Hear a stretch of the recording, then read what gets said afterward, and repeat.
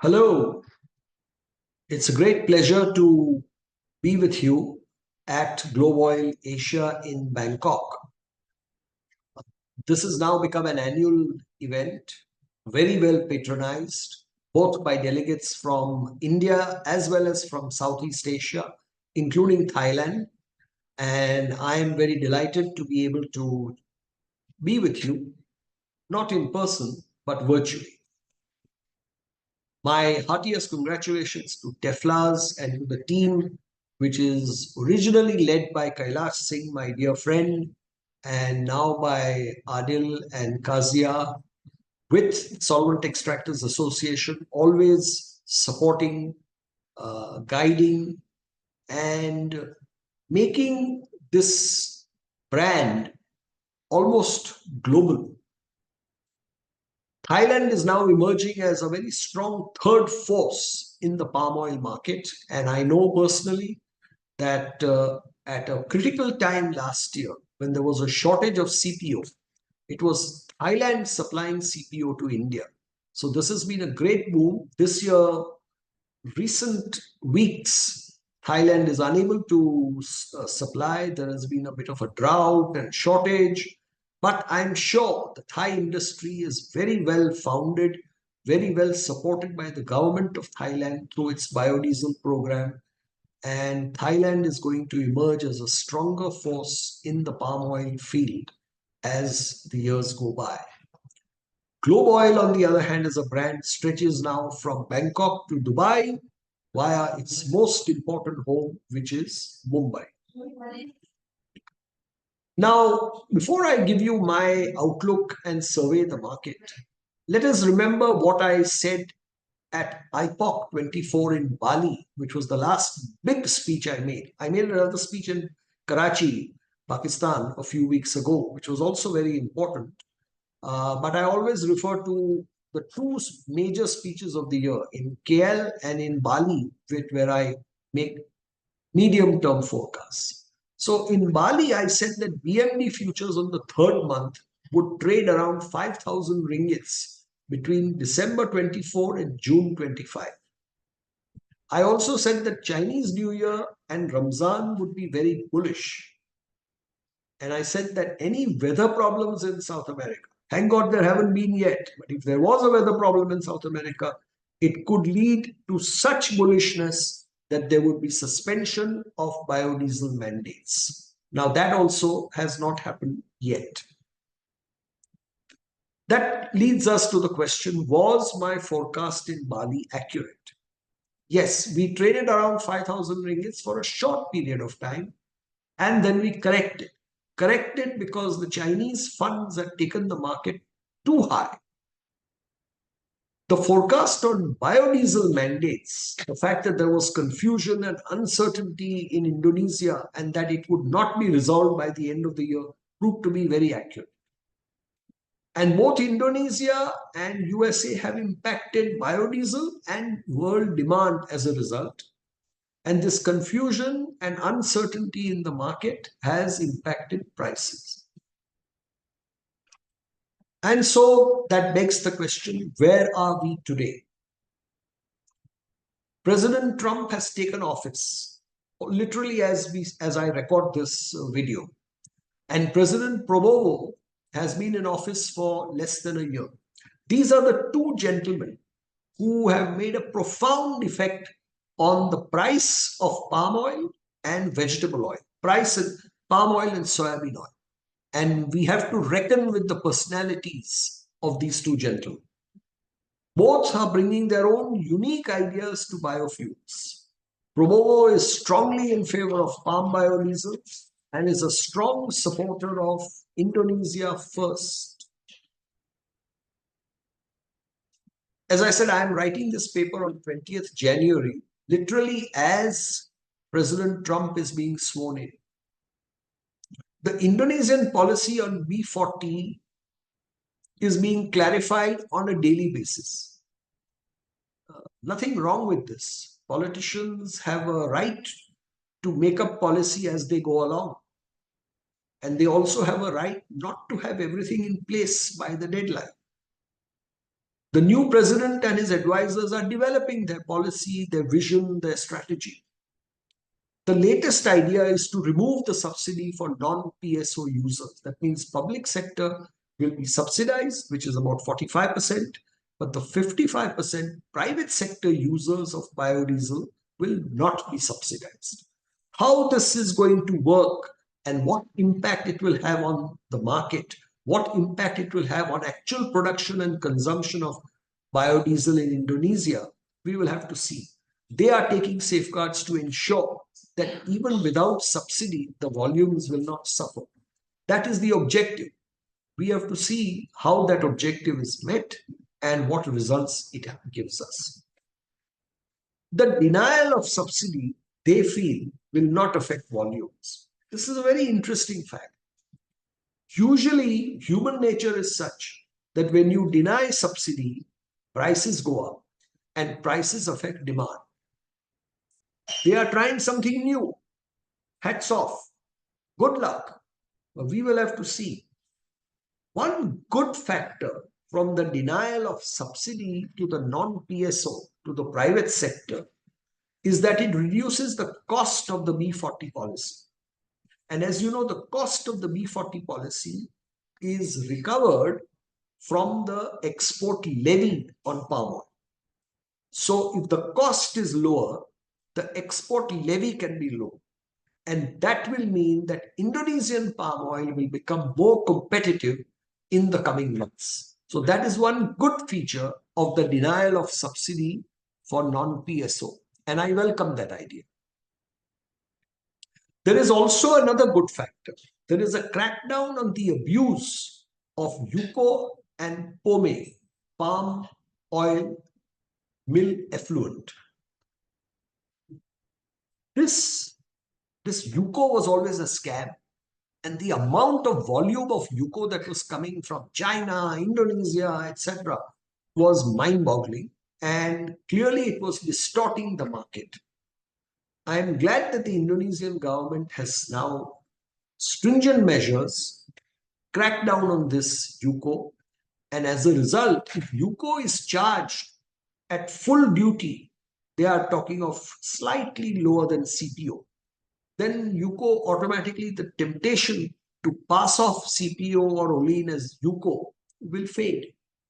And as a result, there will be better supply, better management, and for us analysts, a better handle on how to check and project the SNDs. When there is cheating of any type, it makes the job of the analyst very difficult. It makes the job of the honest trader very difficult. And I am surprised that these Western companies were importing UCO with their eyes open. They knew it was a scam, and yet none of them protested. None of them said anything. The NGOs also did not say anything. This is very interesting, the value system of Western countries. Now we also have the arrival of President Trump. In his final days, President Biden announced general guidelines for US biofuels. And in keeping with what he had been saying earlier, he replaced the blender's credit by a producer's credit based on carbon index scores, which meant that soybean oil came worse off. Whereas there was a blender's credit of $1 per pound.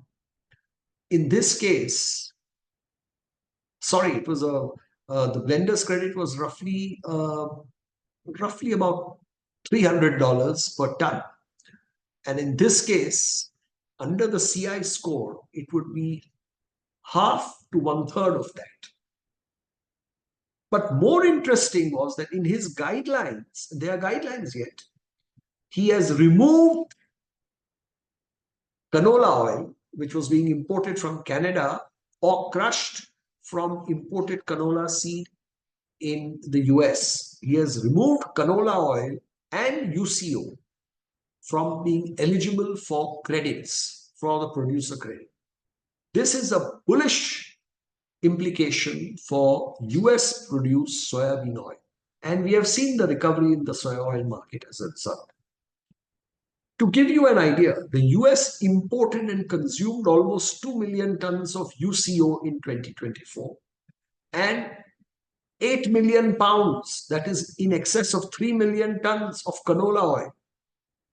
So 5 million tons of raw material. Of course, canola oil went for edible use as well. So you can't say 5 million, but maybe between 3 and 4 million tons of raw material for US biodiesel is not going to be eligible for subsidy anymore and will come at higher prices. That gives you an idea of the scope for expanding the market for US produced soybean oil.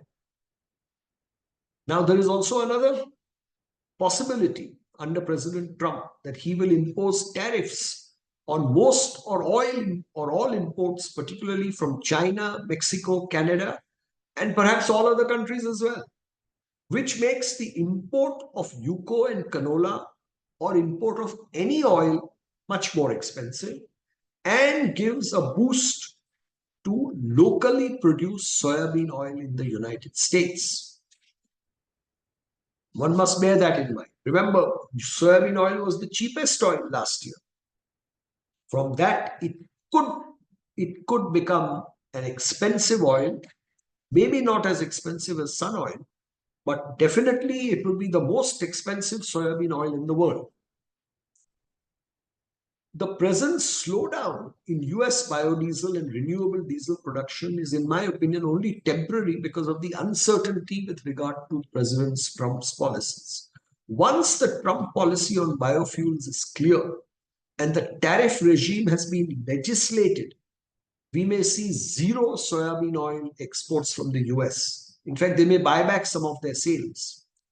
And CBOT futures, in my opinion, will have to escalate, go higher from current levels. So that poses the question, are we in a lull before the storm? Uncertainty regarding Indonesia as well as Indonesia should clear next month in February or latest by the end of March. The sooner the uncertainty clears, the quicker the recovery in veg oil prices. I still believe world veg oil prices, SNDs, overall are tight until April because of Chinese New Year, Ramzan, etc. And palm oil production will only begin to recover post-Ramzan. So there is going to be a bullish window in the market. The US uncertainty may take a bit longer. It may not resolve itself by the end of March. It will depend on President Trump's priorities. Right now, his priorities are deportation and immigration control. Let us see if China and restrictions on China, tariffs on China, Mexico, Canada become a top priority or not. We really don't know. And a trade war with China would be bearish for beans and meal. But a trade war with China means China will turn to Malaysia, Indonesia to cover its agricultural requirements. So it could be favorable to palm oil. Talking of palm oil, let us look at the prospects for 2025. Production in recent months in Malaysia as well as Indonesia is turning out to be better than earlier expected. Malaysian stocks are tight at the moment, but demand is bad. It is down to its core demand. Palm oil has been uncompetitive for a very long time, so I don't think stocks will tighten much from here. Overall, in 2025, my estimate is that palm oil production will be higher by 2.5 million tons over 2024. Gradually, the premium of palm over soya is eroding. It's gone. In fact, on a CNF India basis, a few days ago, for the first time, soybean oil, even for January shipment, was slightly cheaper than palm oil. But from April onwards, palm is going to be very competitive, quite competitive. The problem for palm right now is the inverse for the nearby months of Jan, Feb, which no one wants to pay. And so palm is still going to suffer a little bit in the next 3 to 4 weeks before the uncertainty clears. I expect the Indonesian B40 program to work efficiently from April 25 onwards. The buildup of stocks in Indonesia or the threat of lower exports will eventually lead to a restructure of the export levy. That is my prognosis. And we should have better export demand from April onwards. Restructure of the export levy makes Indonesia more competitive and leads to lower prices, always. Let us look at rapeseed.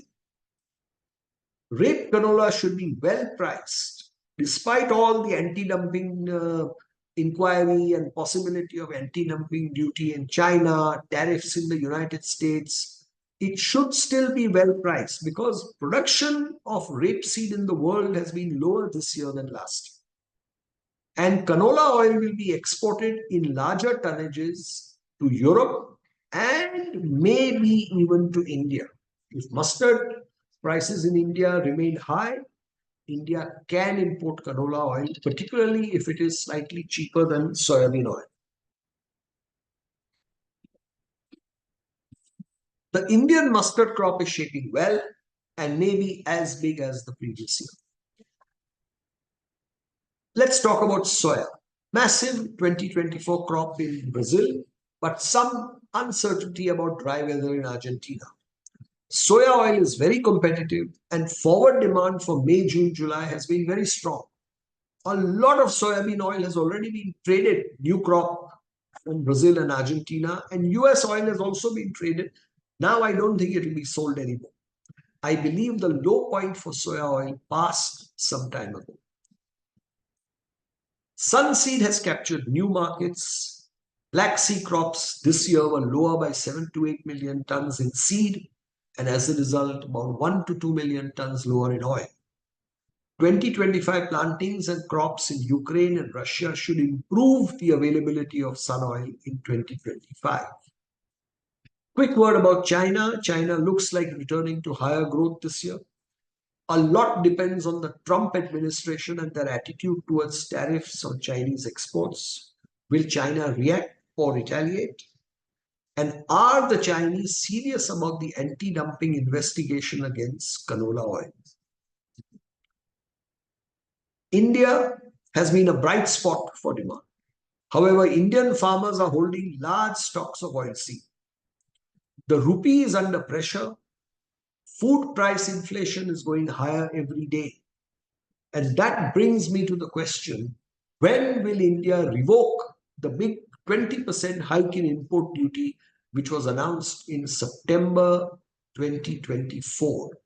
At some stage, India will have to remove that hike and bring import duties down. Otherwise, inflation in India will be too high for the consumer. Now, my figures, when we do the world SNDs, I have not revised. I will only revise them for POC in late February. So they are exactly the same as in my previous papers. India's imports I estimate to be 16 million tons. Soya will dominate because soya has been so cheap. Palm will stagnate and sun oil will roughly be slightly lower than last year. Overall, for the world energy demand grew in 23-24 by 3.5 million tons. Next year, 24-25, I believe it will grow by 4 million tons because of bigger biodiesel mandates, Indonesia, Brazil, USA. World food demand normally grows by 3 million tons. It grew by 3 million tons last year. Next year, I think it will grow by 2.5 million tons because the high prices have dented demand, particularly palm oil.